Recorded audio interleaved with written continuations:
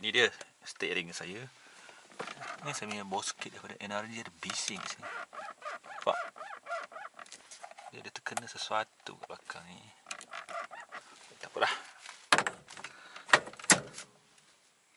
So, Assalamualaikum dan salam sejahtera. Anda bersama dengan saya lagi, Azrin Nazli alias. Hari ni kita nak borak pasal Bitcoin, iaitu mata wang kripto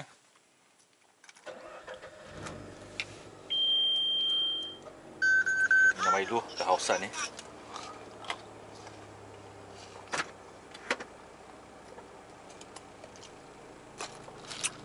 Okay dia. Memang sedap. Harga pun sedap. Okey, cerita pasal Bitcoin ni. Untuk saya punya penceritaan ni adalah saya target untuk yang orang yang tak tahu apa benda tu Bitcoin Dan saya cuba sampaikan dalam bahasa yang paling mudah lah Jadi dia sebut mata wang kripto. Apa benda tu kripto? Kripto tu adalah daripada bahasa yang diambil daripada bahasa Inggeris, ayat yang diambil daripada bahasa Inggeris, kriptografi Jadi kripto ni adalah satu proses di mana contohnya kalau saya nak masuk satu server ni, saya tak perlu type username dan password. Saya hanya perlu challenge server tu dengan saya punya private key. Maknanya saya tak perlu tahu, server tak perlu tahu password saya tak perlu key in. Dia akan challenge, dia akan buat verification public key dengan private key saya to match. Okay, saya masuk, dia dapat mengesahkan itu adalah saya. So itu memang proses validation lah. Okay. Lepas tu ataupun contoh mudah saya nak masuk rumah yang menggunakan, saya ada sistem yang menggunakan thumbnail ni. Saya thumbnail, sistem verified thumbnail saya sah. Okay. Dia baru benarkan masuk rumah. Dan upahnya saya dapat masuk rumah lah, sebab saya sistem dah mengenal pasti itu adalah saya. Okey. Jadi Bitcoin ni adalah satu mata wang kripto di mana komputer dipanggil tukang verified. Dia ada satu ledger. Dia macam satu ledger account dalam bentuk digital. Jadi dia minta komputer-komputer yang kat luar ni yang nak, kalau nak habuan ke tolong sahkan aku punya ledger ni. Audit dengan ledger aku ni sah ke tak. Jadi proses nak mengesahkan ledger tu dipanggil verification lah. Cuba nak verifykan. Tapi dia taklah bagi username password. Dia akan bagi kiraan matematik untuk selesaikan masalah matematik supaya menepati proses verification tu ataupun hashing tu lah. Dan komputer yang membuat kerja tersebut, okey, aku dah sahkan sampai tahap ni je. So, dia dapat upah lah. Okay, kau buat kerja kau tahap ni, kau dapat sahkan jumlah transaksi dalam ni banyak ni. Okey, dah akan dapat habuan dalam bentuk Bitcoin. Dipanggil wang kripto. Itu ya wang kripto tu dipanggil mining. Jadi proses untuk verify tu ataupun nak mengesahkan ledger tu, bahasa lain ni dipanggil mining lah, Bitcoin mining. Dan proses tu memerlukan komputer yang mempunyai CPU yang laju, sebab nak menyelesaikan masalah matematik tu. Dan jumlah computing power yang sangat tinggi untuk menyelesaikan, supaya nak dapat satu unit Bitcoin ataupun sekian unit Bitcoin tu sebagai upah kita ni, upah anda membuat verification kepada ledger tersebut. Itu dipanggil Bitcoin mining.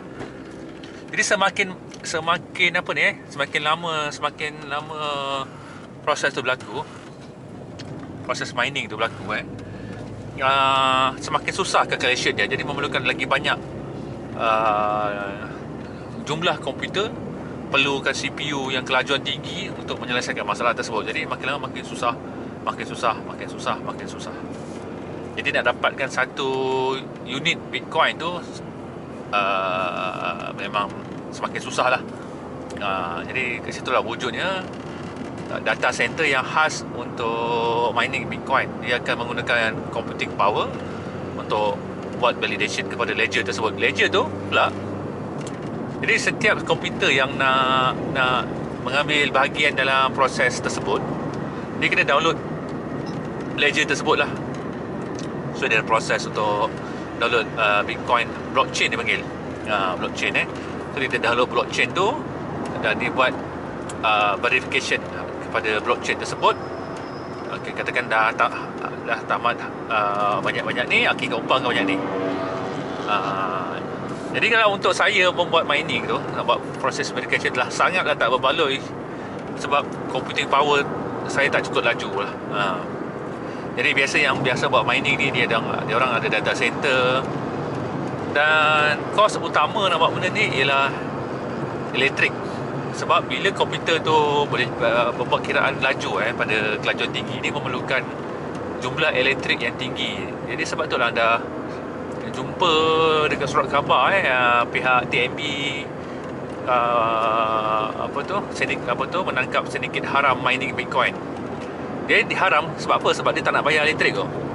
Mesin-mesin tu semuanya dibina khas di China, dipanggil mesin khas untuk buat kiraan, untuk mengesahkan ledger tersebut. Jadi setiap orang boleh je participate dengan blockchain tersebut, membuat kiraan, dan upahnya adalah dalam bentuk Bitcoin. Jadi cabaran saya bagi anda, soalan saya bagi anda, anda search sendiri di Google how long does it take to mine 1 unit of Bitcoin, dan computing power dia berapa banyak. Saya cuba bercerita dari macam mana proses Bitcoin tu boleh diterbitkan dan kalau mengikut source code yang diterbit, yang yang dia orang letak dekat GitHub tu. GitHub ni adalah satu tempat untuk letak source code. Macam mana dia orang hasilkan Bitcoin source code tu terbuka, source code semua terbuka. Jadi berdasarkan kiraan dekat hasil analisis ke atas source code tersebut, hanya 21 juta unit Bitcoin sahaja mampu diterbitkan. Jadi jumlah coin tu hanya 21 juta saja, dia limited. Itu saya bercerita pasal bagaimana Bitcoin tu boleh muncul. Dia bermula pada tahun 2010, tak silap saya, 2009 ke 2010. Jadi waktu tu computing power tak perlu kuat sangat untuk mining. Jadi dia makin lama makin susah kan, kiraannya makin susah. Berbanding hari ini pada 2021, setelah 11 tahun pengenalan Bitcoin tu, dan pada hari ini satu unit Bitcoin berharga ringgit Malaysia RM210,000 saja, satu unit. Di mana pada tahun 2010 dia hanya 30 ke 40 US dollar sahaja. Jadi kenapa permintaan Bitcoin ni tinggi? Jadi permintaan tinggi ni sejak semenjak ni disebabkan pelaburan daripada Tesla. Dia orang menghabiskan 1.5 USD bilion membeli mata wang kripto ni. Dia orang membeli dan simpan value tersebut. Jadi bila dia berlaku proses pembelian, jadi tiba-tiba value tu naik. Dan juga ada beberapa firma antarabangsa pun dah beli Bitcoin ni, dan pihak Mastercard pun dah mula menerima Bitcoin sebagai salah satu mata wang sah untuk beli produk mereka. Jadi dia punya pergerakan dalam market ni makin tinggi lah. Jadi dia punya market share ni makin tinggi lah.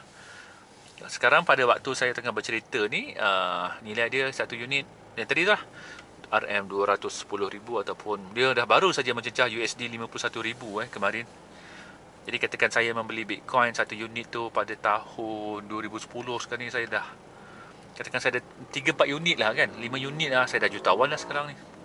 Jadi macam mana, apa ekonomi yang menggunakan Bitcoin ni, macam mana ekonomi dia boleh sandaran dia lah kan. Jadi salah satu sandaran dia adalah mata wang pilihan untuk orang. Dia adalah satu mata wang untuk orang store duit, dan satu orang lagi cara dia nak menyampaikan duit lah, kirim duit kan. Lepas tu dia punya transaksi tu menjadi pilihan sebab okey, saya cerita yang dia mata wang tu tak salah, tapi yang orang yang menggunakan tu salah lah kan. Contohnya pengedar dadah di Amerika di benua Amerika tu, dia tak nak duit mereka tu disimpan dalam bank supaya nanti pihak agensi boleh trace duit mereka. Jadi apa yang mereka buat, mereka menyimpan value transaksi membeli dadah tu dalam Bitcoin. Sebab menggunakan Bitcoin, dia tak ada satu central bank yang boleh mengawal duit tersebut. Duit tu dimiliki oleh semua orang kat internet. Dia tak ada satu central bank yang boleh mengawal duit dia gimana, siapa yang boleh terima. Tak ada, kita dapat tahu. Jadi dah terbukti lah apa tu, pihak agensi anti dadah di Amerika dia tak dapat track transaksi yang melibatkan dadah ni. Tu dadah satu hal, satu lagi hackers lah. Hackers apa tu, minta syarikat yang dihack tu, kalau kau nak balik akaun punya source code, kau bayar aku dalam Bitcoin sebanyak ni. Lepas katakan bayaran dibuat, dia akan pulangkan balik source code tu, tapi pihak polis tak dapat trace kat mana duit tu pergi. Dia tak dapat tahu kat mana dia pergi duit tu. Sebab Bitcoin tu sendiri apa tu, untraceable dia punya transaksi. Kita hanya boleh mengesahkan, tapi kita tak tahu dalam. Macam contoh yang saya bercerita awal-awal tadi lah, sistem tak tahu pun password saya apa. Saya tak perlu key in password saya, tapi dia boleh sahkan tu saya adalah tuan account tu. Dia buat dia panggil hashing lah. Dia akan mengikut kita punya public key ataupun private key lah. Tu yang dipanggil mata wang kripto. Jadi menjadi pilihan shady business lah. Tu dulu lah, sekarang tak lah. Sekarang ni dah banyak lah macam apa ni, katakan saya nak menolong individu yang susah dekat Afrika ke, dekat mana-mana tempat negara miskin tu kan, saya terus deliver je Bitcoin saya ke sana. Dia tak ada lalu mana-mana bank, dia tak perlu nak melalui tax. Setiap bank ni akan ada tax dia lah tu kan. Dia tak ada, saya nak hantar 50 unit, saya dah dapat 50 unit. Tak ada siapa nak kacau tengah-tengah tu. That is the beauty of Bitcoin lah. Katakan saya nak hantar nilai banyak tu dia akan dapat. Dia tak akan ada kena tolak dengan tax. Macam kalau katakan saya menggunakan apa ni, menerima duit menggunakan Western Union kan, kena nilai dia kurang sebab kena tax kan. Jadi Bitcoin kira macam apa ni, kira macam menjadi pilihan lah kan. Kalau saya pun nak, kalau boleh dibayar menggunakan Bitcoin, sebab dia nak exchange kepada duit asal pun senang. Okey, duit asal pula, mata wang kertas lah, duit fiat. Mesti tengah stres depan ni. Kenapa tiba-tiba slow? Apa kat depan ada?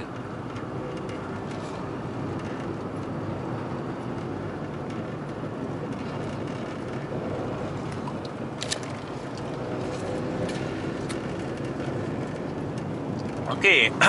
Jadi nak mining Bitcoin memerlukan kos yang sangat tinggi.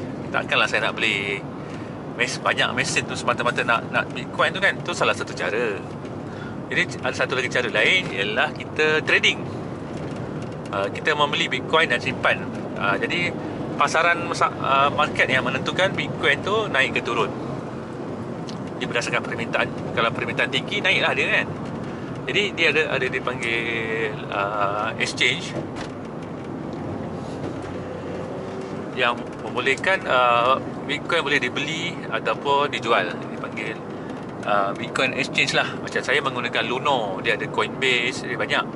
Dia macam mana pula Bitcoin tu disimpan Kita ada e-wallet untuk simpan Bitcoin. Pernah tak jumpa cerita yang orang dia menyimpan Bitcoin, lepas tu dia lupa password. Iron apa nama benda tu, disimpan dalam satu USB. Nak access USB tu kena key in password. Sekali orang tu lupa, dalam tu ada 10 biji Bitcoin. Apa nama benda tu? Jadi kita boleh simpan Bitcoin tu dalam kita punya, ada orang boleh simpan dalam kertas, boleh simpan dalam cold wallet, dan simpan dalam USB pun boleh, ataupun simpan dekat bank. Dipanggil exchange lah. Contohnya saya membeli Bitcoin sebanyak-banyak ni, saya simpan kat Luno. Risiko semua ada. Kalau simpan dekat personal wallet, takut lupa password ataupun alat tu rosak. Kalau simpan kat exchange, takut kena hack, seperti apa yang berlaku dekat Mt. Gox, MTGOX. Pergi Google MTGOX Bitcoin, mesti ada, anda baca kisah dia lah. Jadi semua tempat menyimpan tu ada risiko dia. Jadi sebenarnya Bitcoin ni macam kadang-kadang pun macam ada kes kan nak cakap Bitcoin ni haram, halal, susah juga saya nak bercerita pasal benda tu. Sebab ada orang mengambil duit, orang ramai tapi menggunakan popularity Bitcoin ni. Jadi orang yang ambil duit ni tak lampu lah Bitcoin, dia ambil duit tapi dia main Ponzi. Jadi orang-orang ni yang menjahanamkan apa cakap image Bitcoin Dia kata kat orang, okay, aku boleh gandakan duit kau 3 triple dengan melaburkan dekat Bitcoin. So dia ambil lah duit orang ramai ni, tapi dia tak pergi masuk pun dalam Bitcoin tu. Dia buat lari duitnya. Dia jadikan Ponzi scheme. Bayar sebulan, kedua bulan, lepas tu tiba-tiba cakap Bitcoin kita orang kena hack lah, hilang. Jadi minta maaf lah.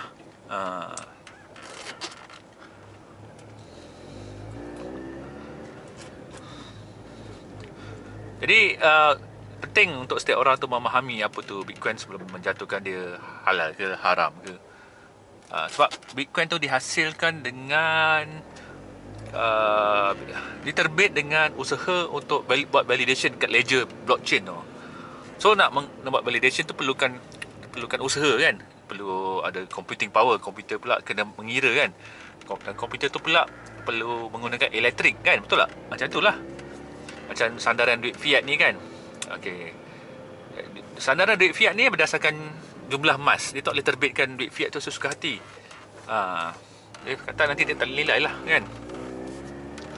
Macam apa yang berlaku dekat mata wang kat Afrika kan, tak ada nilai. Sebab dia main cetak je. Dia tak ada macam okay, masukkan 1000 tan emas, okay, value banyak ni keluarkan. Macam tu lah.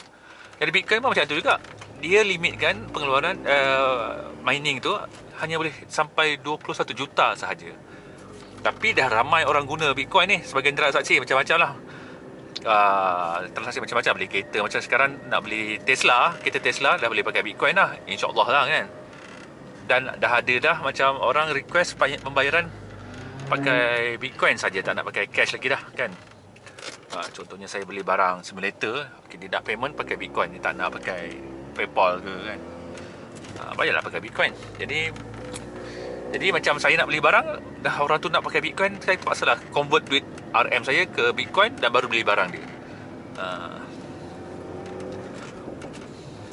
Jadi Bitcoin tu dijangka akan jadi satu Bitcoin tu satu unit Bitcoin, dipanggil satu unit 1.0 Bitcoin equals to USD 1 million. Dia akan jadi macam tu. Macam hari ni saya sebut nilai dia 1 Bitcoin USD equal to USD 51,000.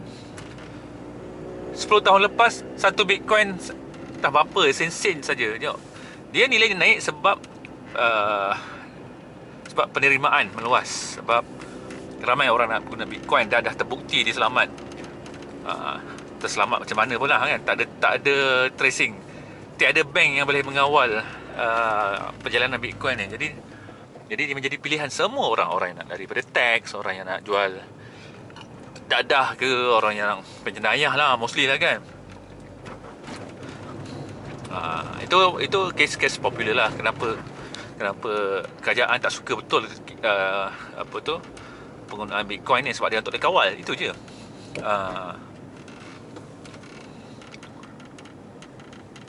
Okey.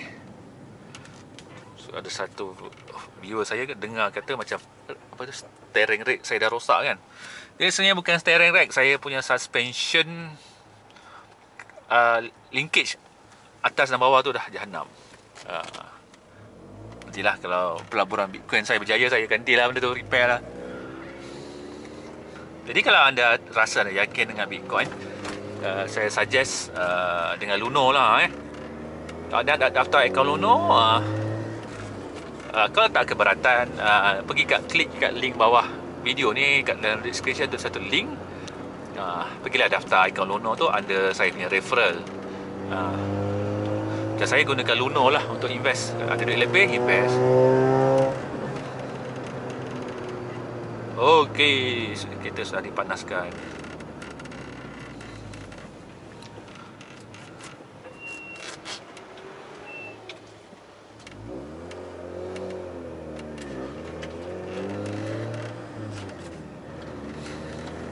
Okay, sampai di sini saja penjelasan saya mengenai Bitcoin ialah mata wang kripto ataupun dipanggil mata wang internet. Adakah anda nak melabur? Saya rasa labur je lah. Risiko tanggung sendirilah.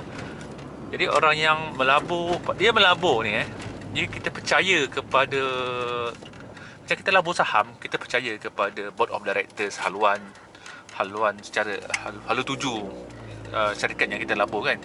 Jadi macam ni kes kita melabur kepada acceptance Bitcoin sebagai mata wang global. Jadi kalau anda percaya kepada dia punya manifesto, dan anda labur lah.